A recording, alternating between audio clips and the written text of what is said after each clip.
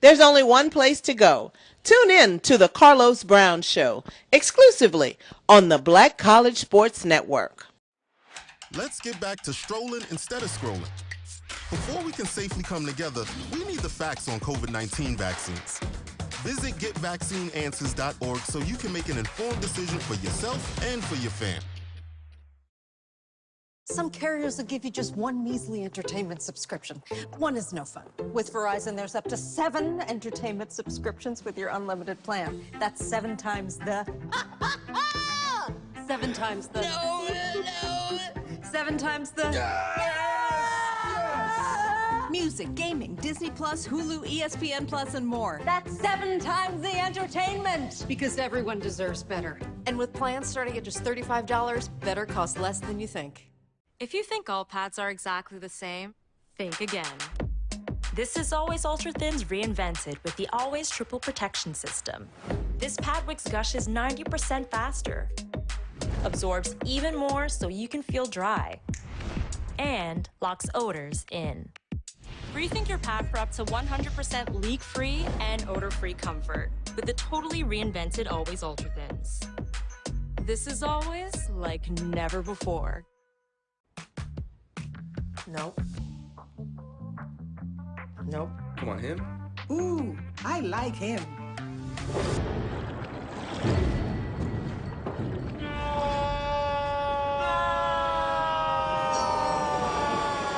Quick, the quicker picker-upper.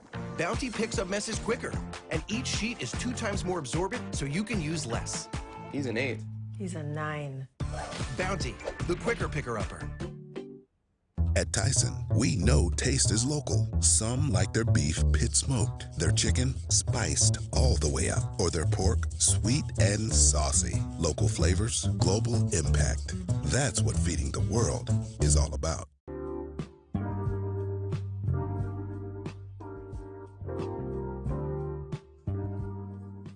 This is the BCSN Pod Zone, your place for the news, views, and conversations about all things related to HBCU athletics.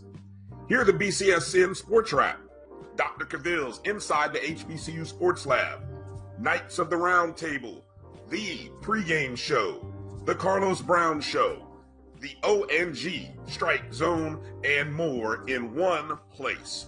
We are changing the way you consume HBCU sports, one broadcast at a time.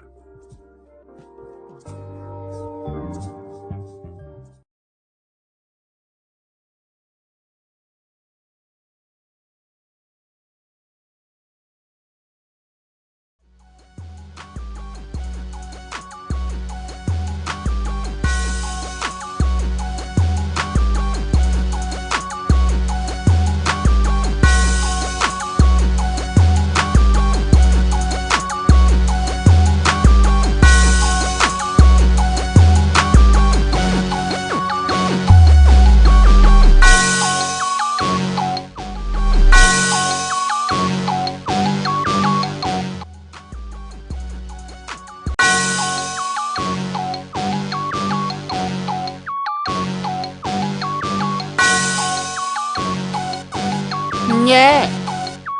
I love my HBCU. And boy, I love it, love it. I love it, love it. I love my HBCU. And man, I hope my team they won one. Yeah. I hope my team they won one. Yeah. Man, I hope my team they won one. I hope my team they won one. Yeah. I tune into the HBCU Sports Lab to see if my team won or lost. If they lost, I'm quiet as a mouse. But if they won, keep tab. I'ma do the dab, yeah. Dr. Cavil, he know what he be talking about. Mike and Charles, they know what they be talking about. They compress the analytic data with this hip hop. If you know them like I know them, they gon' tell you if your team, if they won or lost, and who the ball. So listen to Professor, yes sir, and pay attention, cause he gon' teach a lesson. This is Dr. Cavil's Inside the HBCU Sports Lab with Mike Washington, Charles Bishop. Mike Washington is out on assignment, so we have none other than Joshua Sims Sr. back in the house, back in building. Look at him. I like the Eagle. Look at the Eagle sweat on. They look clean. You need to send me a cap, man. That's dope. I like that. Send me a cap so I can represent. Y'all playing some ball right now. There you go. Yeah, I like that. There you go. Find me a golf cap. I'll make sure I get it on for you. I got you. But we have none other than Joshua Sims Sr. holding it down for us today, as he has the adjunct professor role. He keeps showing up like this. We have to move him to visiting professor, Charles. Now, how about that? Yeah, you're the professor. You're gonna have to vote on, whether he gets that movement as one of the regular faculty members. Hey, I love it. Let's rock and roll with it then. Hey, let's see how he picks today. Yes, sir. I know you're thinking about one game in particular, but I'm gonna pick him right. There you go. Welcome to episode 305 Inside the HBCU Sports Lab radio show and podcast. The show that's covering the sporting HBCU dash for all things HBCU sports. In the sporting HBCU dash for all things HBCU sports institutions large and small. From the NAIA to the NCAA, we share insights and information on the HBCU sports culture, HBCU athletic aesthetics to facilitate the story of HBCU athletic program in the business of HBCU sports. We like to call it HBCU sports pedagogy. I'm your host, Dr. Kenyatta, Cavil, along with my co-host. Today is none other than Professor Charles Bishop, Professor Joshua Sims Sr. We are filming from our home studios and sitting a Signal Live to KSWH 1230 AM studios with the Texas Radio Hall of Famer, multi-Hall of Famer, that's none other than Ralph Cooper in the beautiful home of Texas Southern University from Houston, Texas. With that being said, today's episode from Inside the HBCU Sports Lab is sponsored by THG Agency. THG Agency is a company that provides sporting and educational consulting and data analytics. Charles, I know you're not necessarily in your home studios. You're on the road, I think. If you had a chance to put out little golf clubs, how did that go? Yeah, I had an opportunity to play in A.D. Ashley Robinson's golf tournament today. I had an enjoyable time out there. We shot a great score, Dr. Cavil, but the score that was shot, my goodness, 20 under. That was quite a bit today. Man, what y'all doing out there? So our people already man. That. So I'm not sure you want to put that out there. They already gonna question everything you doing. Yeah, I know that's the truth, man. But I had a phenomenal time out there today. Great golf course, and this is, if I'm not mistaken, either the third or fourth year that we've done this, and raised as much needed funds for Jackson State Athletics. So you get an opportunity, basketball coaches come out there and play a little bit. Nice time was had by all. It was probably his biggest one this year. Oh, that's awesome to see it getting bigger and better. Joshua, welcome back to the show. How you doing? Man, doing excellent, sir, man. Thank you for having me back on the show. Fellas, thank you for having me back on the show. 20 under? Lee. That's a lot. Yeah, exactly. I don't even play golf, and I'm like, huh? But last time we had you on, speaking of that, you had a tea time the next day with some of your Eagle and a couple of Aggies. That was before the big Duke Mayo Classic, which you all came out on top of that, looking pretty good. And since have won a couple of more games, or another game, I should say. So let me ask you, how did you perform out there on the golf course? Did you take some money, or were you nice? Well, what did you do out there? Doc, it was. I did get to win some money for the first time in my golfing career. I've been playing for a long time, and it was a festive weekend in general. It was the 100th Aggie Eagle Classic. This year was put on by Duke's Mayo, and the whole mayonnaise and all of that stuff, all the festivities. But for the first time in my golf career, I drove the green. I drove a par 4 all the way to the green from the tee box. I played for the tips. And that was a sign of what the rest of the day was going to look like for them Aggies, because they was all, what in the world? Just looking all around. They was confused about how a brother could go out there and drive a whole green, drive a whole hole. So, and then my boys went out there and took care of business that night. And, man, it has been nothing but exuberance and love and happiness since I drove that green. So let's just say that, Doc. Boy, them Eagles in the nest, they flying high. Yes, sir. Fly high. And Noel Price, Einstein Maddox, Thomas Einstein Maddox, Wendell Davis are in the house. Anthony Weston says, "What's up, everyone? Good evening, Dean and Professors. To class tonight. I see you in here. I appreciate you, Noel Price. Karen Griffin, Wendell Dave, good evening. Karen is saying hello to everyone. Sherman Miller is in here. Lonnie Shaw, thanks, Lab, for addressing my questions. No doubt. Appreciate you for asking the questions. Always, you know what we do. Willie Alex Hines, hello, ladies and gentlemen. The CIAA is here, getting ready to watch Savannah State and Benedict on ESPNU. That's right. We're going to watch it as well, give you some updates, so keep your eyes here. But I know y'all can multi-talent and put both cameras on. Make sure they get some love. We'll give you updates. Carol Keelam, good evening, Doc and company. Are we going to get some sound today? Yes, we think we fixed it. We good. Let us know. Great evening, Sports Lab fans. Kay Johnson, always taking care of us. With that being said, let me go to you, Charles, with some of the news of the day. What you got for us?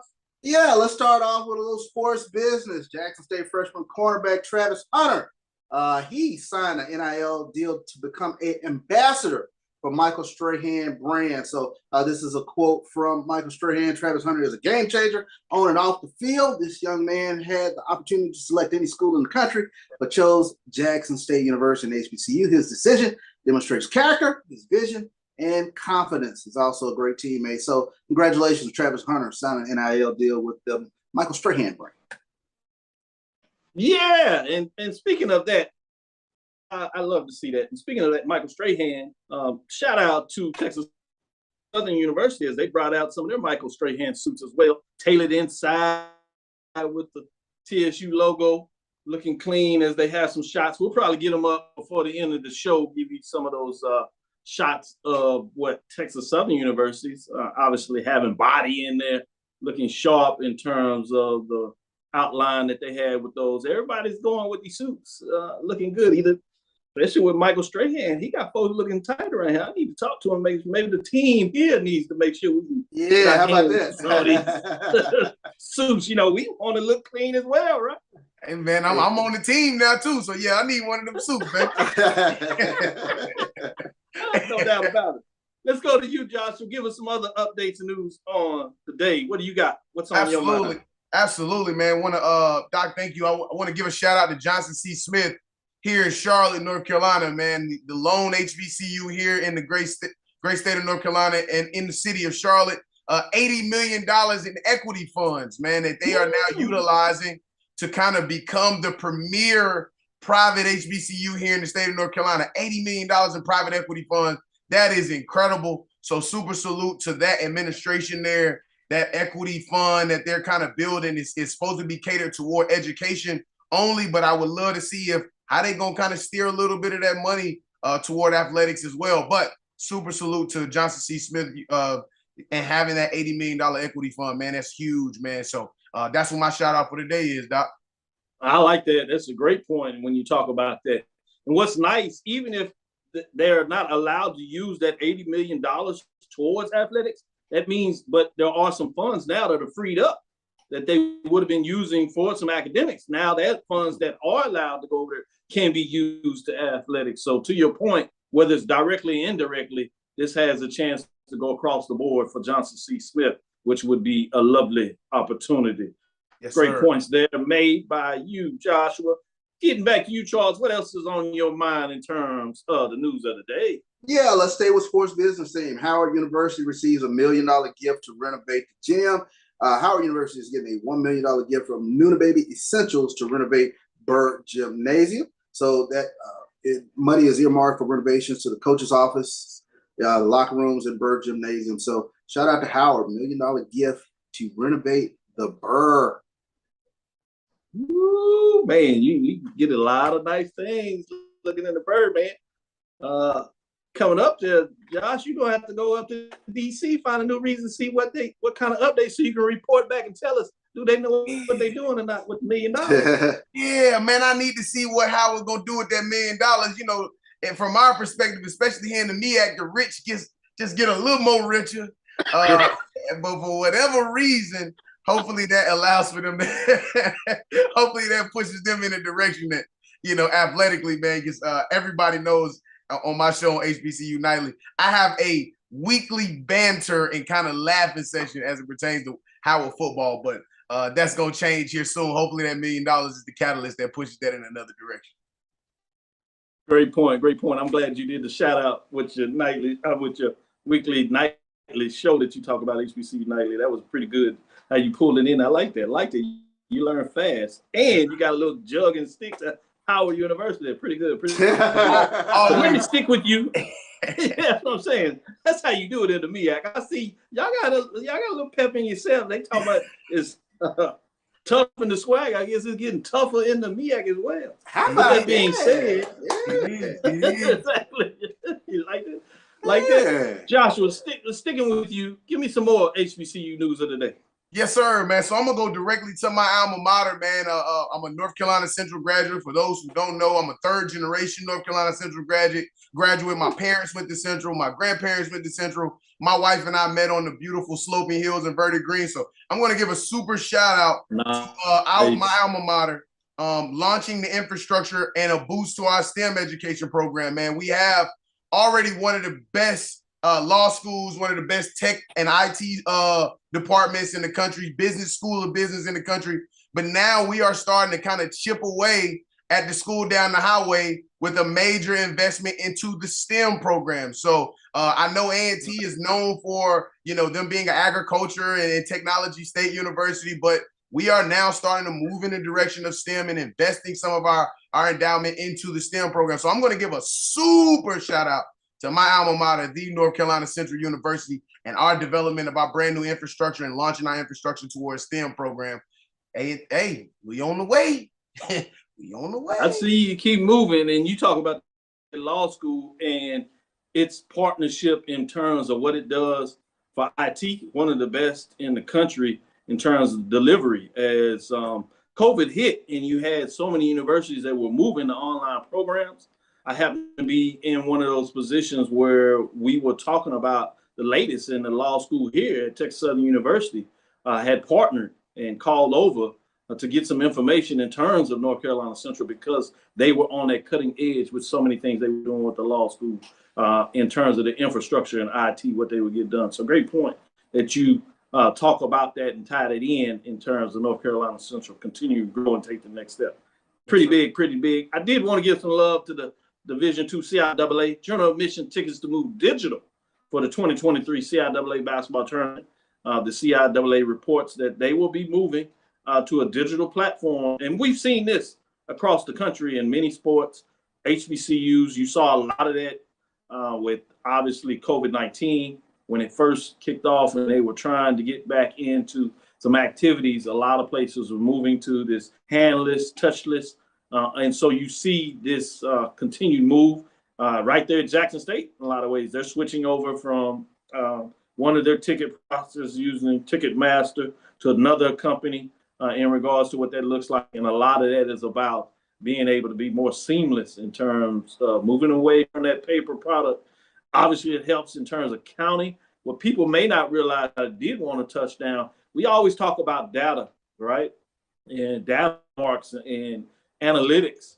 When you go to these paperless systems, obviously it can protect you to some degree, but also what's more important to me is all the rich data that you can get. Talking about data points.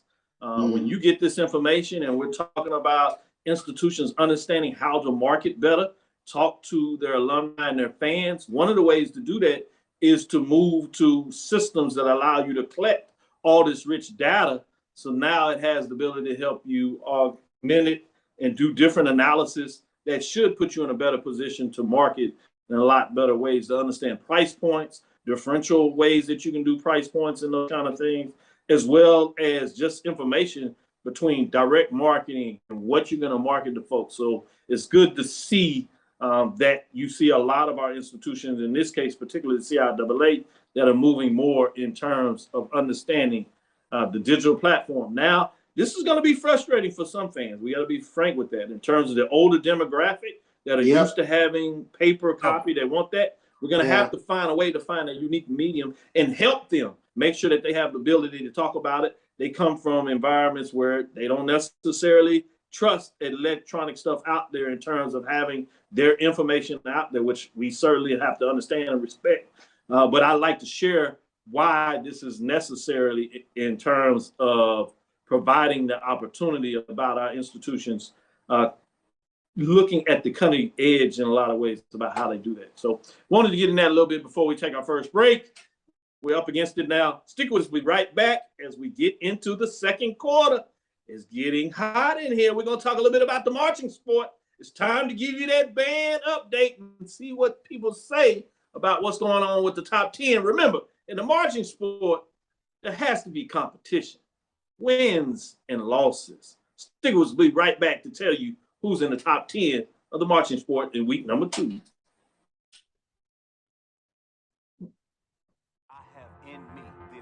Support the Black College Sports Network so we can continue to provide you coverage.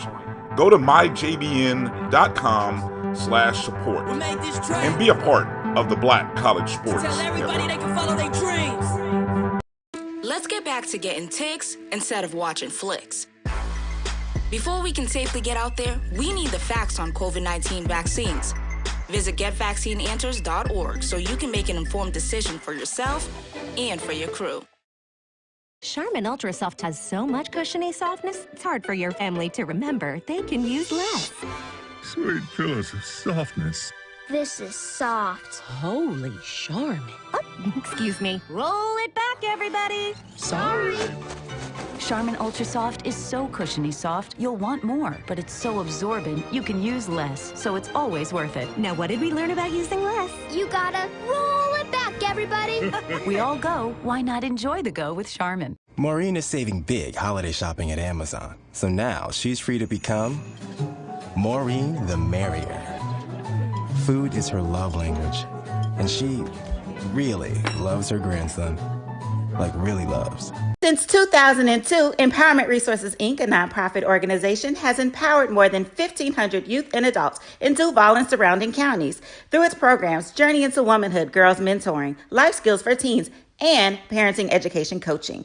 To get involved with programs, volunteer, or donate, visit www.empowermentresourcesinc.org. Follow us on social media, facebook.com/empowerment.resources and instagram.com/empowermentjax.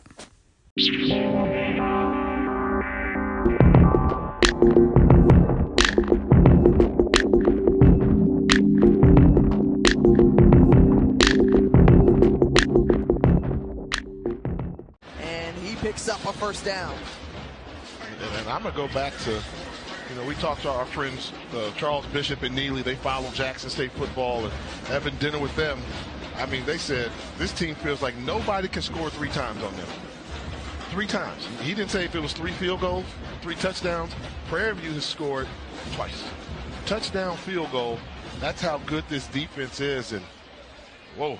They are as good as advertised. 4th best in all of FCS. It got to get to the point where whoever we're doing the broadcast that week of the game, they're going to have to sit down with y'all because y'all know us better than everybody. Sure. And y'all know some of the inside stuff we do. That I may not tell them because I don't trust them. But sure. Trust us. Okay. Trust y'all. We appreciate that trust. Appreciate that, Coach. Much love, baby. Press the analytic data with your hip hop. If you know them like I know them, they gon' tell you if your team, if they wanna lose, and who the ball.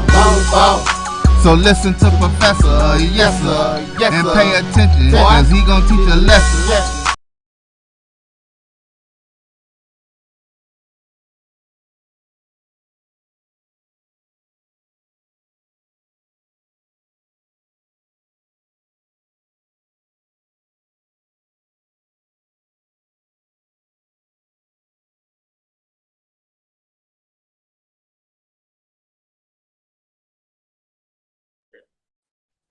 This is Dr. Ville with Inside HBCU Sports Lab. Those are the straight line suits for Texas Southern University I was talking about. As Charles said, he said, "Who is that?" Oh, he said, "All right, Yeah. I say they were sweet. Yeah, they were clean. I like that. I want some of those in my life. So y'all don't get mad if I find myself and I'm on the show and all of a sudden I say, your boy finds a way to get his hands on stuff real quick, like. That's all right. I do need to go get. It might take a little while because I do got to get it fitted just right. You know what I'm saying? Make sure it is on the big sexy yada bear, as they like to call around these parts. Ooh, that's it. Let's get into the market sport. the top 10, starting with the bottom 5. Let's get into it. At number 10, you have Howard Showtime Marching Band, 1-1 on the season. They dropped one spot, but they still stay in the top 10. And you see those that dropped out this weekend, some receiving votes. But at number 9, you got Florida A&M Marching 100. They get back into the mixes. They were not ranked. You know, you would be surprised if they stay out too long, but they're in here. 1-1, they are 0-1. They lost that opener. Boy, it was a tough weekend, but they got it done this past weekend against Albany. They got it done for them. At number 8, you got Alcorn State, the Sounds of Dynamite Band, 0-1, but they dropped a spot, but they stay in the top 10. At number 7, Kentucky State Mighty Marching Thoroughbreds Band. They got a big victory this past weekend as they are 1-0 from earlier in the season. They dropped one space, bringing us to number 6. North Carolina Central Sound Band Marching Machine continues to get in there. They move up some spots. They move up 4 spots to number 6. They beat up on Winston-Salem State. They beat them on the field. Okay. And they go to the march. Right. It's tough. When you go too far, it's tough. So that's your bottom 5 in the top 6, top 10. Let's get in the top 5, give you some more to see what's going on here. At number 5, you got Prairie View A&M, the Marching Storm. They dropped 3 spots. Ooh. Not performing last week. They did one of those moves where they didn't go down to follow the team, the Abilene, and they had a contest where they decided to come up here. They did perform with Power Wow, but my understanding is that they even played the horns. They marched and danced. They looked good. It was at the Houston, Texas. But who could have known if they would have played and followed the team? That could have been a difference in terms of Prairie View. Your priority is the team. The team. Not Paul Wall. No, I'm just playing. Exactly. Charles taught me this last year when we debuted it, that it's important that you play in the competition and that you support your team. So they took a drop for that. Not so much they didn't play, but the fact it wasn't there for the team. We'll see how that moves up the rest of the season. They do have a big one coming up in the State Fair Classic. We'll see what that looks like. At number 4, you have Alabama State Mighty Marching Hornets. They have one first place vote. I should say Prairie View still holds on to a first place vote. They just over Prairie View at 69 points, but they stay at number 4. At number 3, you have the Southern Human Jukebox, 1-0, one first place vote, 71. Whoa! And I don't get into these collaborations. Alabama State with the UCLA. Yeah. I don't know what all that's about. All this LSU Southern. Man, this is a marching sport. All this mix, brand collaboration. Yeah, save that for the concert hall, not for the marching sport on the field. Yeah. At number 2, you got you agree with that, Charles? Oh, number 2. Now I'm talking about Southern in the marching sport, and you started to say some of this. Yeah. I'm just as bad as Unity Steps. I don't like saying that. Yeah, FAMU, North Carolina. I'm good. Just tell them to cut the check. We don't need right. It's a competition here. Competition. Jackson State, Sonic Boom of the South, 2-0, and get it over the Aristocrats. They won it on the field. I know some people said it was close when they might not got it. We'll let Charles say a little bit about it. We'll let Joshua say too. Everybody's saying they move up 3 spots. It sounds like we have a controversy for the first time of the year in week number 2. And number 1, Bethune-Cookman Marching Wildcat.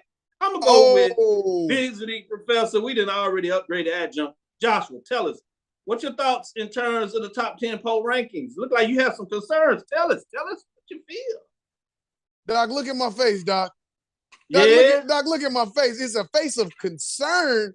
Now, listen, I got a lot of love for the Marching Wildcats down in Daytona Beach, man. I had the esteemed opportunity to play against Bethune-Cookman all 4 years of me playing at North Carolina Central, and their band was like that.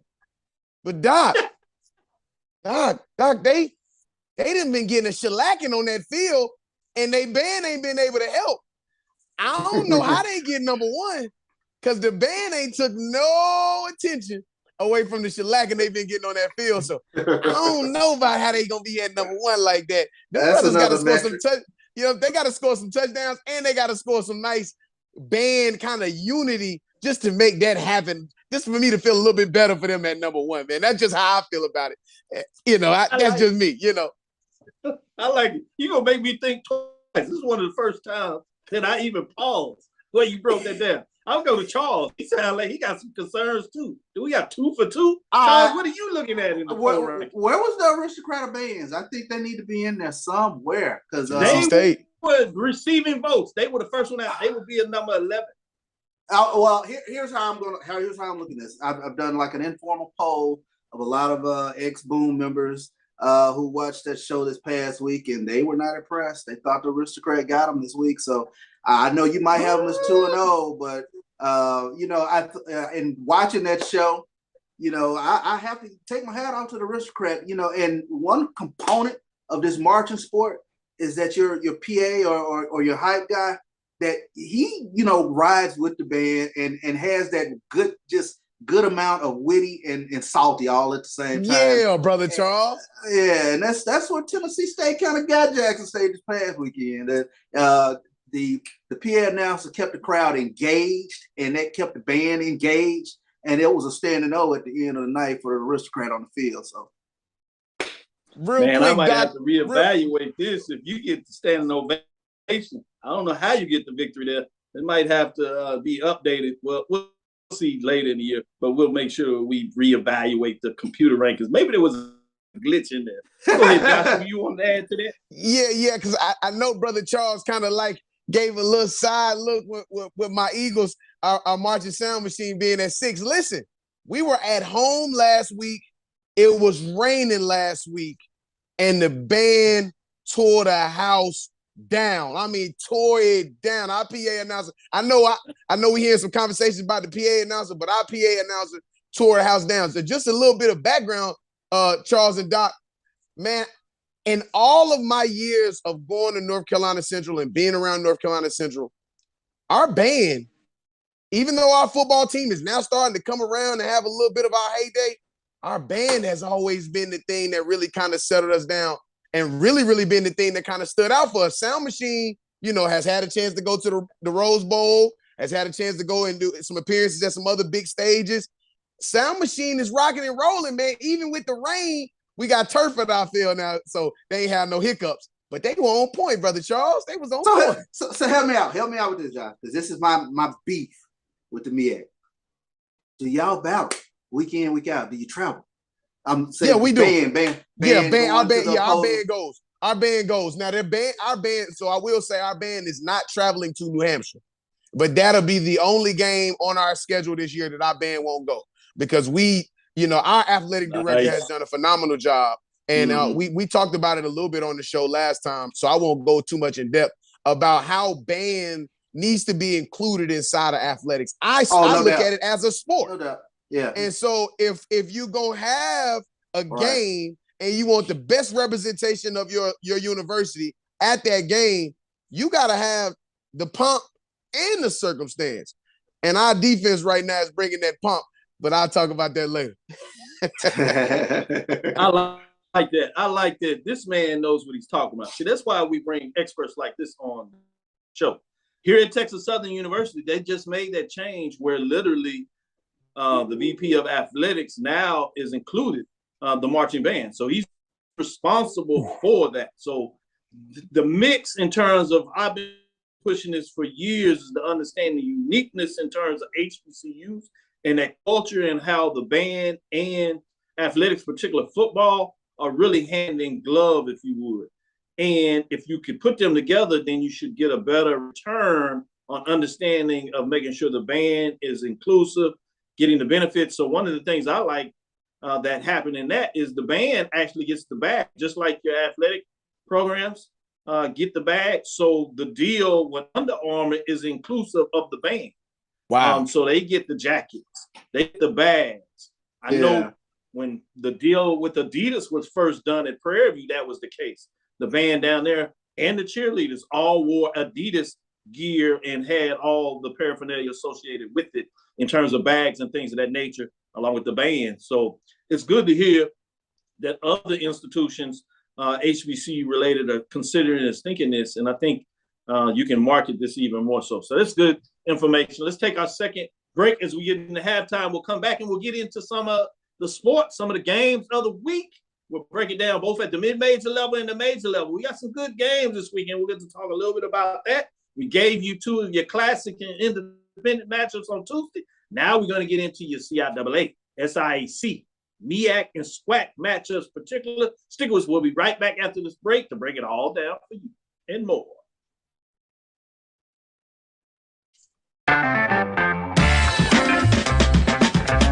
Your ad could be ran here. MyJBN.com/support. MyJBN.com/support for more information.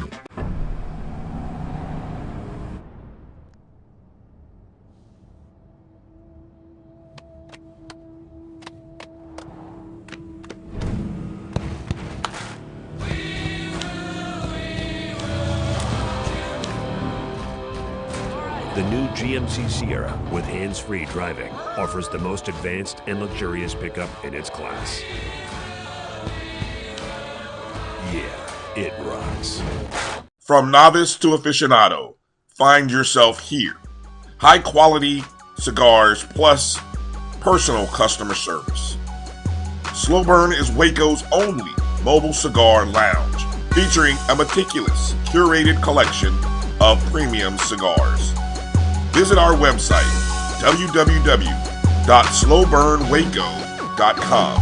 That's www.slowburnwaco.com.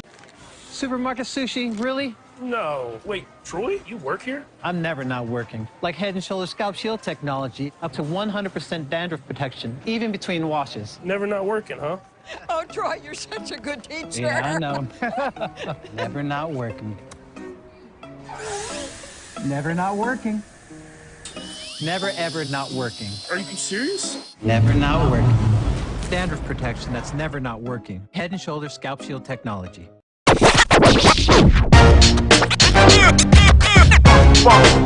It's like a loop machine. All around town, people trying to get down.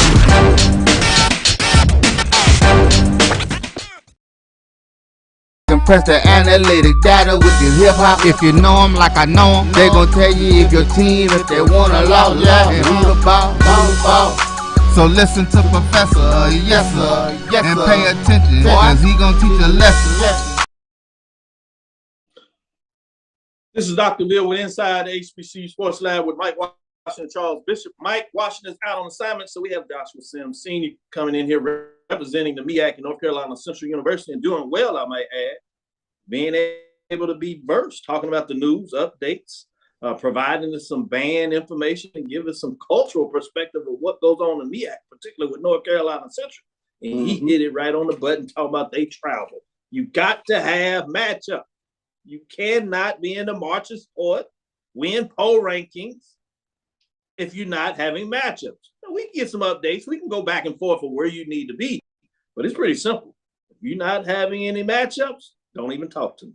Look at that. Let's go to the CIAA game of the week. We're in Virginia, Rogers Stadium. St. Augustine Falcons, they 0-2. And Virginia State Trojans 1-1. Shout out to Dr. Henry Fraser, I should say Dr. Henry Fraser III. Got the big first win as a Trojan up there. And I got to ask these fellas to see what they think about this CIAA matchup. Does he get a second one, or does the Falcons find a way to get it done? Let me go with you, Joshua. Let me go with you first. Let me know what you think about this matchup. Yeah, man, a beautiful history with Coach Frazier, man. That was my coach in college. His offensive coordinator, Lamar Manigo, was my position coach in college. Oh, and wow. So I'm very, very well impressed of what's going on up at Virginia State University, or as they would say, the Virginia State University. Man, they were rolling last week, man. That game last week, that offense found a way to start clicking at the right time. And my big question coming into the season with Virginia State was how that offense was going to look with a brand new coordinator, brand new head coach, and really a kind of a little bit of an experienced guy as your gunslinger. But the running game was what made me very, very impressed last week with Virginia State. So this week against St. Aug, obviously coming into Virginia State, they are hot right now. Yeah, man, I don't know, man. And I'm usually pretty good on this show, Doc. I pretty much call it like it is. I got Virginia State winning by 2 touchdowns, man. I just don't think St. Aug gonna be able to hold the road with Virginia State in that offense, man. That's fair. Shout out, as I said, to Dr. Henry Frazier III. He was the coach that brought the championship back to Prairie View back in the day before he went up there in North Carolina Central and coaching there. So I always followed with, was always on the edge about getting his next job. I was at his dissertation defense that he did at Prairie View, and that was wonderful. And had to shut down somebody that was asking a question. I was like, no, that's not what this is about. Because the guy was asking a question in an area that he didn't know. And so I didn't even let Frazier have to go there. He touched him up afterwards, but I was like, no, I need a piece of this. As a doctor at the time. Yes, so we got in there, so it was good. But shout out to Frazier. We're going to have to get him on interview. If not, I'm going to make sure we get him down there as AD.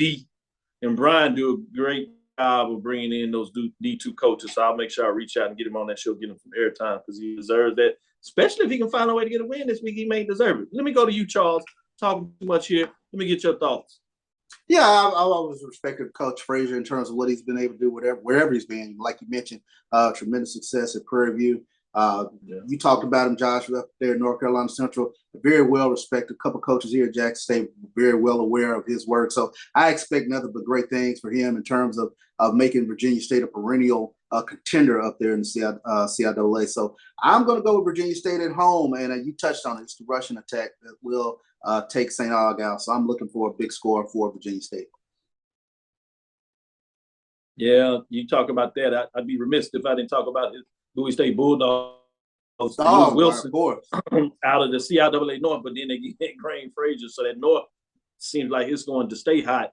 And let's make sure that we mention what Virginia University was able to do against Valdosta. Man, Valdosta State. Top 25, top 5 team in terms of what they got done down there. So it's going to be interesting to continue to see how that goes. Let's get into our SIAC division game of the week, still in the mid-major area. We're going to travel to Columbia, South Carolina. That game is on now. Charlie W. Johnson Stadium, SIAC, ESPNU. Number 9, Savannah State, 1-1 on the season against number 3, Benedict Tigers, 2-0. It's going to be fascinating to see what this looks like. We'll get into it, probably give you an update at 6:45 as things they just kicked off at 6:30. Stick with us as we give you some updates. Let me stick with you, Charles. What are your thoughts in terms of this matchup? Yeah, I said on Tuesday, I like Benedict at home. They're playing some great football, so I think they will get the win. I can't wait to turn this one on. No problem. Joshua Sims, tell us what you think about Benedict and Savannah State. You going with Charles? With Benedict being able to maintain that number 3, or is number 3 going down in a major upset against number 9 Savannah State Tigers? Yeah, man. Benedict, man, has some of the most beautiful facilities, athletic facilities that I've ever seen across different divisions, man. And that team is poised to have a big time season. But brother Charles, not so fast, my friend. Savannah State. That offense, baby, is going to click and click and click tonight. I looked a little bit back at kind of the box score, looked at the stats, and looked a little bit back at the rollback of their game last week against Edward Waters, man. And one thing for me that really kind of stood out was Jaden Adams. That quarterback that they've got down at Savannah State is the real deal. And they haven't had a quarterback like that in some time. So to see Jaden so solid, very, very equipped in the pocket, that offense is clicking. I got them winning. Close, but I do got them getting the W tonight against Benedict. Sorry, my brother Charles. Hey, your pick is your pick, man. Charles, I think he a little more confidence in the head football coach than a lot of folks have in terms of Savannah State. We'll see shortly in terms of who was right on that. Let's take our last break. We'll get back and get into the major division games of the week. We're going to go into the MEAC.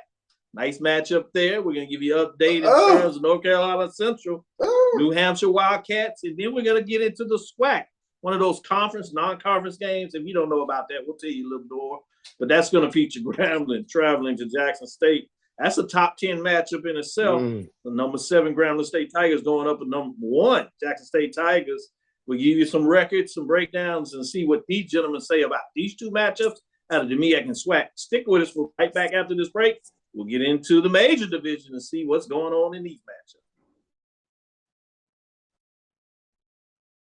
Thank you guys for what you do for HBCU athletics. This is a fantastic avenue for all of us. This is our ESPN, so we love what you guys do. Brian, AD, Roy, all you guys at BCSN. We really appreciate what it is that you guys do for us.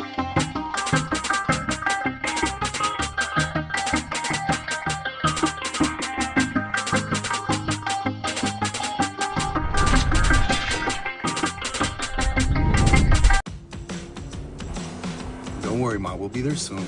We? Is this the one? Well, let's say I found the one who takes me to another level. Always stays calm under pressure. Most importantly, the one that helps me discover the coolest places. This sounds wonderful. Come outside, I'll introduce you. They're here. Definitely the one. Introducing the all-new Nissan Frontier.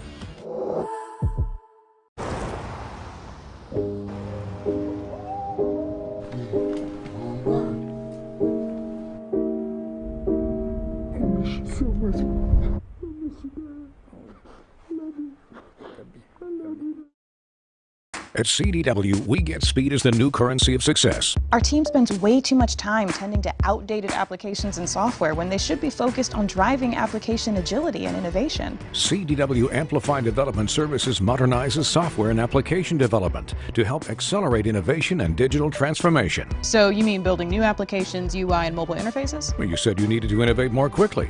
Oh, so he's a listener. To do more at scale, trust CDW Amplify Development Services.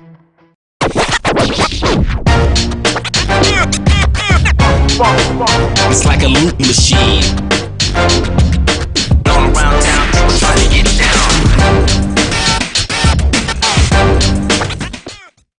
Press the analytic data with your hip hop. If you know them like I know them, they gon' tell you if your team, if they wanna lose, and who the ball. So listen to Professor, yes sir, and pay attention, cause he gon' teach a lesson. This is Dr. Celebration, bro.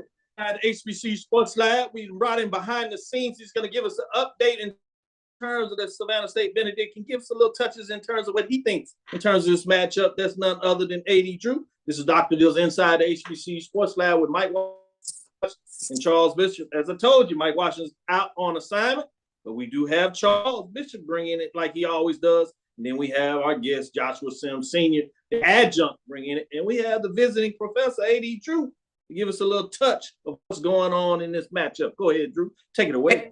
8:27 remaining in the first quarter. Savannah State drove to midfield, but punted on their first drive. Benedict now has the ball. They are at about their own 35-yard line. A couple quick things I wanted to bring out to you guys. Savannah State has lost one conference game in the last two seasons, that being to Albany State. But, of course, new head coach. Last season, Savannah State defeated Benedict in 41-34 in Savannah. Fellas, do y'all know this is the first time that these two teams have played in Columbia, South Carolina since 1962? Wow. Yeah. Because the last one on the quote-unquote home and home. Drew, I see you doing your homework. They played in Augusta, Georgia. And last thing, can Savannah State deal with the dual quarterback system that Benedict has with Eric Phoenix, who has passed for 353 yards on the season and 2 touchdowns, 0 interceptions, and John Lampley, who has passed for 217 yards on the season, 1 touchdown, 0 interceptions through 2 games. John Lampley transferred from Southern.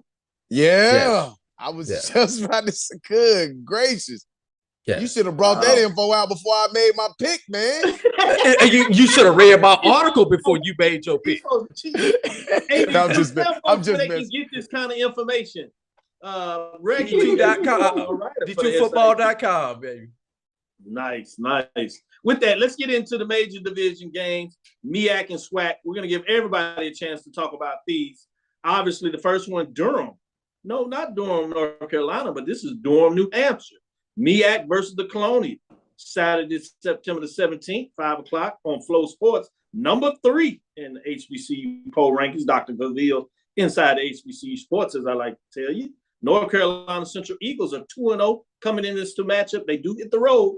And New Hampshire Wildcats, a historically white college university, for those that don't know, they are 2-0, and that's also 2-0 in the conference.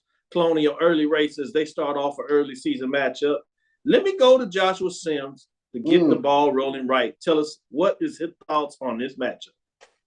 Well, Doc, look, I got a 2-hour flight flying out of Charlotte International Airport, headed up to Manchester, Boston Airport tomorrow evening.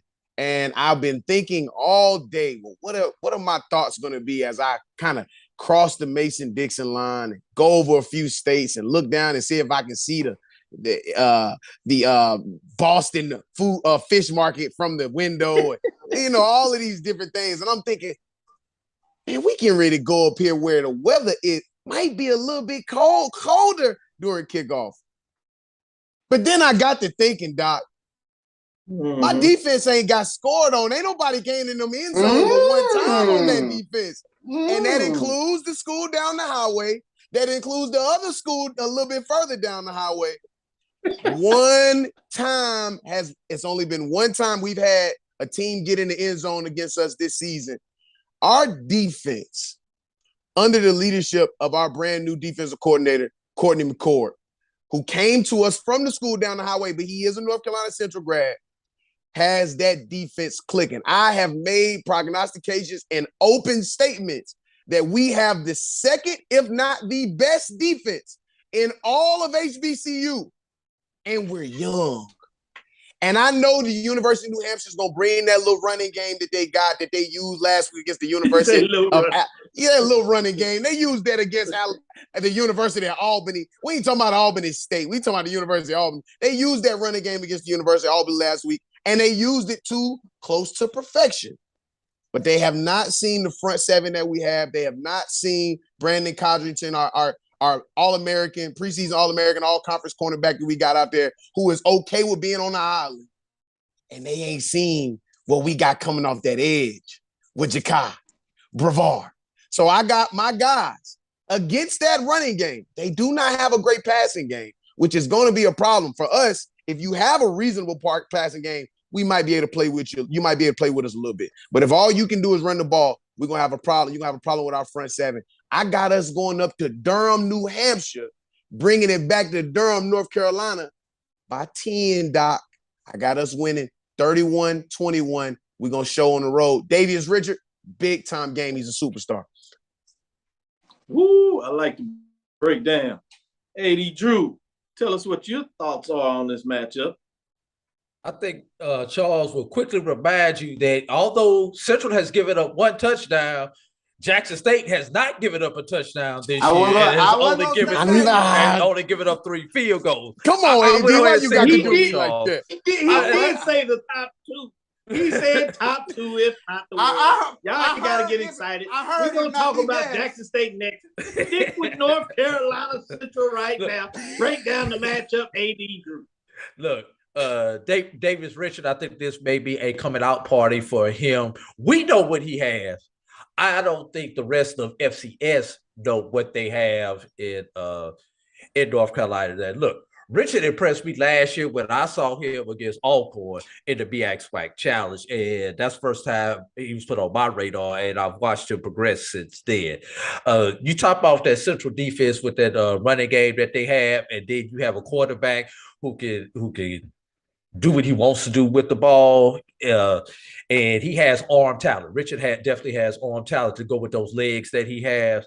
Yeah, I think Central can get this game. I need Central to get this game. Yes, sir. I would say it like that. I need Central to get this game, and I think they can. I think it's going to be. I don't think either one of these teams score over 20 points. Ooh, wow, should be interesting. Charles, what do you got to say? This is going to be a fun one, very interesting one. You have a team that's coming in that's the number 25 team in the Stats FCS poll when you're talking about New Hampshire. So, this is going to be a tough one. first-year head coach Rick Santos, but I love Davius Richard, and I do like North Carolina Central's defense. That was an impressive showing against North Carolina A&T. I like the Eagles to go up there and bring it back to Durham. So I'm going to go with my colleague, Josh Sim. I'm going to go with the Eagles here. I'm going to go with a little HBCU pride. Let's go up there and go get this W and come on back to HBCU land. I like it. I like That's it. what I want to hear. That's Talking what I about want to hear, defense, brothers. We're going to stick. No doubt. No doubt. Sticking with you, Charles, since you talked a little bit about the defense, let's stay and see what your thoughts in terms of defense in this next matchup. You got Jackson, Mississippi Veterans Memorial Stadium. As you talked about, you getting texts in the game talking about people are setting up for tailgating now. Yeah. This is a SWAC game, but it's a non-conference game. It's one of those games where you schedule outside of your conference schedule, so this will not count in the standings, just making that clear for those that haven't heard that enough by now. Saturday, September the 17th at 1 o'clock, ESPN 3 matchup, so you'll get to see this game, unlike for those that were trying to find a place and watch other class. That's a whole different discussion there. We won't get into that. But, Charles, what are your thoughts in terms of this Grambling-Jackson State matchup? Classic for many people that understand the SWAC. These two individuals, for folks that do not study the history that well, they actually go back to when they played in the Midwestern Conference, along with Tennessee State, oddly enough, in terms of triumph with that matchup. But now it's in the SWAC, and let me go to Charles and see what he thinks on this, as you have two NFL coaches coaching in this matchup with Hugh Jackson and Coach Prime Deion Sanders. What are your thoughts in terms of this matchup? Yeah, I think you got a very intriguing matchup with two coaches of caliber of Hugh Jackson and Deion Sanders. But I've said this on so many occasions. In Dennis Thurman, I trust. Jackson State's defense right now is really pushing on some historic type mentions. When you talk about Jackson State football, there's the defense, Jackson State defense 81, the one in 1987, the one that sacked Brett Favre 8 times. 1996 was another great one. And last year and this year, this defense is the engine that really propels this football team. They feed off of their energy. They feed off of big hits. They feed off of stops. And once they get the ball rolling, that's when they become this, this force, if you will. So I really think this will be a great game. One thing, I talked with Santoria Black, Grambling's play-by-play man for quite some time, and Santoria was saying that Grambling, they have a very athletic quarterback in Hawkins. But it's the running back room is very deep. They have Lyndon Rash. They have the young man transfer from Nebraska, Washington, who had 95 yards last week. So they're going to look to really be physical and establish the run game. But I think that plays into Jackson State's hands. I think Jackson State, the first principle of Dennis Thurman is stop the run. And then once you become one-dimensional, they start teeing off on you. So we saw that last week with Tennessee State. Dwayne reminded me today they amended the stat. Niles Gaddy now has one more sack. So he had 4.5 sacks last week. So 9 sacks all total for Jackson State. So I think the defense will do what they need to do. I don't think Grambling's going to run up and down the field in terms of scoring on Jackson State's defense. So I'm looking for Jackson State to put up maybe 35 points in this game and get on track. They bogged down in the red zone last week, a couple turnovers, and then missing out on a 4th and goal. But I think they'll rectify that this week. So looking for Jackson State big, and they'll say 35-10. He said big. He said 10. That sounds like somebody gets in the end zone. I won't test him on this one, but I'm going to go to AD Drew. Top 10 matchup, number 7, Grambling State Tigers at number 1, Jackson State Tigers. The bands will be there. A lot of tailgating. But, Drew, what are your thoughts in terms of this matchup? Charles said 10. Does Grambling get in the end zone? Do they make it a game? You asking somebody who went to FAMU and was rooting for FAMU, does Jackson State make this a game and get in the end zone? Are you sure you want me to answer that question? Because I only got one film to look at, since I couldn't look at the game last week. And the only film that I have is the Florida A&M game. And the one thing that I noticed about the Florida A&M game was Jackson State was able to put pressure on us without a whole lot of blitzing.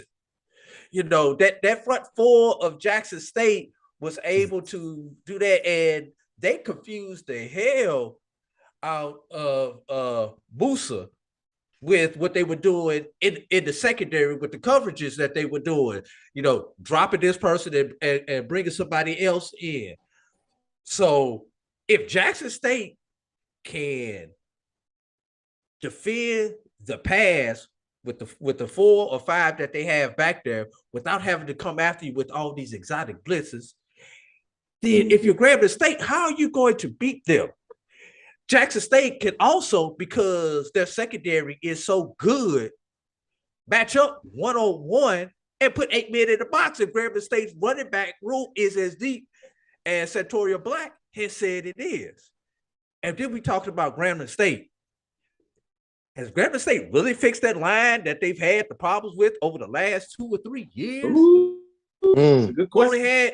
We know they didn't fix it the first game because we saw that first game. And once again, I don't have any film for the second game to look at. So right now, just based on what I've seen from the Grambling State's first game film, Jackson State's first game film, I've got to lean with the Tigers in blue and red. Understanding. As a red out game, let me go to Joshua Sims. Welcome into the SWAC territory properly. He's been able to break down the MEAC like none other, but now he gets the chance to come in here and tell us a little bit about the SWAC because he knows it all in terms of his HBCU football, SIAC, CIAA, MEAC, in terms of the MAAC, and the SWAC, SWAC. Talk a little bit about this matchup. Top 10 matchup, as I said, Grambling State Tigers, 1-1 at number 1, Jackson State Tigers 2-0. 1-0. Is there an upset in the making? Or are you going with these guys and saying Tigers in terms of JSU going to bring it home? So look, I'm gonna say this, Doc. This is primetime football, man. This is primetime football.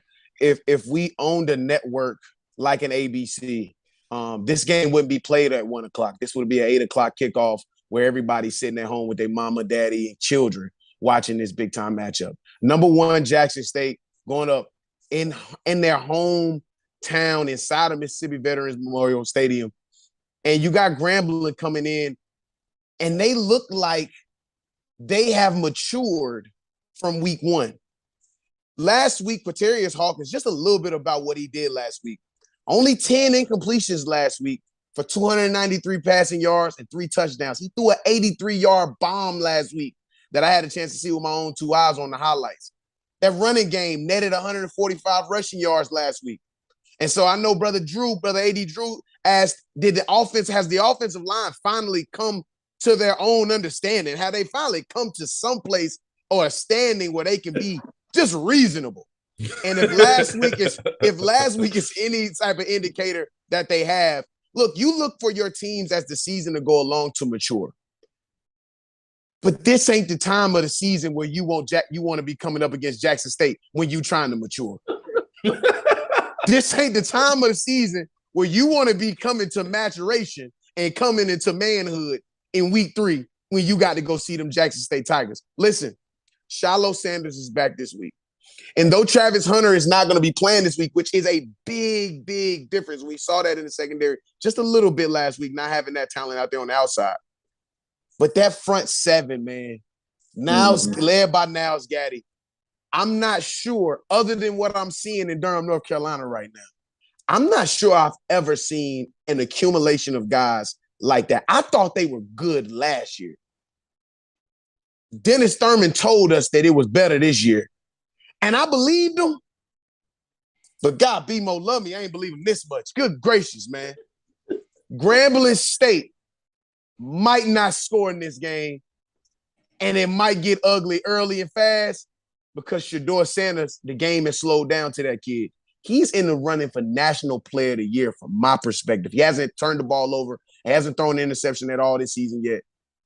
It's gonna be tough for them Grambling State Tigers to get up out of there with their head held high. This is not the game you want to be coming to full maturation. And that's where I'm leaving it at. This can get ugly and ugly fast. Great breakdown by all 3 of you. Let me go to AJ before we cut it off and give us the last update in terms of what's going on so everybody can switch over officially to Savannah State and Benedict, top 10 matchup at the mid-major level. Go ahead, AJ. But just under a minute ago, Savannah had the ball 4th and 1 from the Benedict 6-yard line and went for it. Savannah Benedict stopped them 3 yards in the backfield. Now Benedict has taken the ball over 1st and 10 on their own 10-yard line. Great breakdown. Oh, this is gonna be fun. Y'all can officially turn it over. Go ahead, Charles. Let me mention this real quick. They have lifted the boil water. They have lifted the boil water notice here in Jackson. So that is a huge step in the right direction with regards to the water situation that was going on here. So. Thank you for sharing that. It's extremely important. We still have prayers going out for all those in Jackson, Mississippi, in terms of things continue to get better for them. Nothing at the end of one. I'm sorry. Nothing at the end of the first quarter, 0-0. 0-0. Over. Y'all got the breakdown here, and that was not Charles providing you an update on Jackson State. He listening intently. He's like, "Hey, it wasn't me. It wasn't me. This is Joshua Sims Jr. from the outside giving you a breakdown." And I like the way they bring it in there. I hate to say this because certainly I'd like to see Prairieville, Texas Southern in the MEAC Challenge, but it sure would be interesting and funny. I know those Southern Jaguars, Grambling folks out there talking about Olo, Alabama A&M, FAMU, obviously hoping some crazy things happen. But boy, would that be interesting with these two folks in a celebration bowl in terms of Jackson State and North Carolina Central. We'll see if it works out that way. But we do have the South Carolina State Bulldogs over there in the MEAC saying, "Hold on, not so fast." Norfolk State said they're going to try to get it right this week against Hampton. We talked about the MEAC. But we'll keep you updated. We'll continue to bring Joshua Sims Sr. back. He's going to move over to that visiting professor perspective. So you'll see him every once in a while giving us some updates to make sure that you get a full breath of what's going on. Obviously, we have AD Drew to make sure you get all the SIAC. We'll bring in Stephen Gaither at some point to give you some CIAA update and love, but that's what we do here. Thank you for listening to Inside the HBCU Sports Lab. Make sure you share our podcast with your friends and colleagues. I am Dr. Kenyatta, the Dean of HBCU Sports, coming from inside the lab in the College of HBCU Sports with Mike Watson and Charles Bishop. And I was teased Stephen Gaither. I was trying to wait to see if Winston-Salem State did some stuff positive so he can come in here with a more positive note, but not so fast as other folks would say. Again, we want to Dr. Ville's Inside the HBCU Sports Lab with Mike Watson and Charles Bishop every Tuesday and Thursday at 6 o'clock. You know, I kid you because I care, Stephen Gaither. Great work you're doing over there at HBCU Game Day, Tolly, Wally, getting it done and so much. Follow me, Dr. Kenyatta Cavil on Twitter, Facebook, and Instagram. That's DrKNYATTACAVIL on Twitter, Facebook, and Instagram.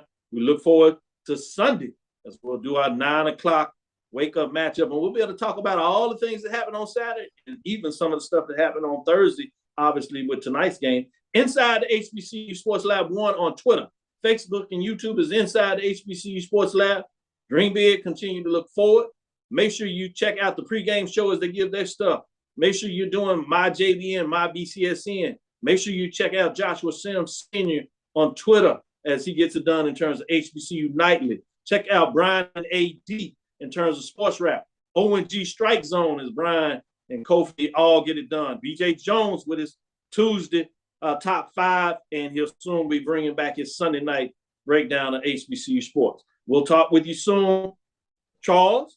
Of course. AD? Lecture. Joshua? Class dismissed. Well, Well, they say.